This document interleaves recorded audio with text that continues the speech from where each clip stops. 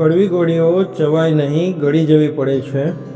એ જ રીતે જીવનમાં અપમાન, તિરસ્કાર, દગા જેવી કડવી વાતોને સીધી ગળી જવી જોઈએ. જો તેને ચાવતા રહેશો અથવા વારંવાર યાદ કરતા રહેશો તો જીવન કડવું જ બની જશે. દુનિયા શું કહેશે એ ના વિચારો, કારણ કે દુનિયા ઘણી અજીબ છે. નિષ્ફળ વ્યક્તિની મજાક ઉડાડે છે અને સફળ વ્યક્તિથી બળતરા કરે છે. અસત્ય અંધકાર રૂપ છે. અંધકારથી મનુષ્ય અધોગતિ પામે છે. અંધકારમાં ફસાયેલી વ્યક્તિ પ્રકાશ જોઈ શકતી નથી. પોતે સર્જેલી સૃષ્ટિમાં દરેક ઠેકાણે પહોંચી વળવું ઈશ્વર માટે અશક્ય થયું, એટલે તેણે માનું સર્જન કર્યું.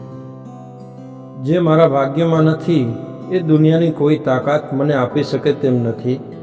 મારા ભાગ્યમાં છે એને દુનિયાની કોઈ તાકાત મારી પાસેથી છીનવી શકે તેમ નથી. ઈશ્વરીય શક્તિ અશક્યને શક્ય બનાવે છે. માટે કર્મ એ જ કામધેનુ અને પ્રાર્થના એ જ પારસમણિક. સારા માણસની હાલત મીઠા લીમડા જેવી છે. કોઈ પણ શાક કે દાળ બનાવતી વખતે સૌથી પહેલાં એને જ નાખવામાં આવે છે અને એ જ શાક કે દાળ ખાતી વખતે એને જ સૌથી પહેલાં બહાર કાઢવામાં આવે છે.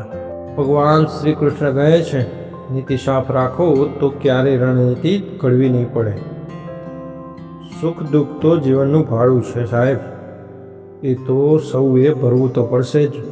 સરળ વ્યક્તિ પાસે કરવામાં આવેલું કપટ તમારી બરબાદીના બધા જ દ્વાર ખોલી નાખે છે. પછી તમે ભલેને શતરંજના ગમે તેટલા મોટા ખેલાડી કેમ ના હોવ.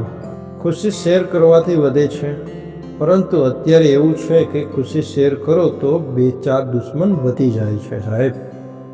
અને જો શેર કરો દુઃખ અત્યારના સમયમાં તો 2-4 સગા ઓછા થઈ જાય છે. સાચા સંબંધ તો મુશ્કેલીમાં જ બને છે, બાકી જલસા હોય ત્યારે તો આખું જગત બાજુમાં જ મળે છે.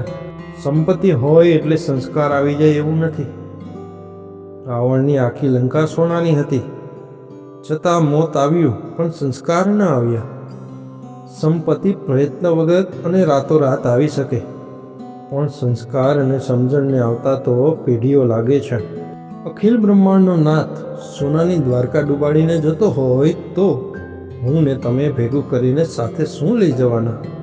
મોજ કરો ભલા માણસ. જય શ્રી કૃષ્ણ. રાધે રાધે.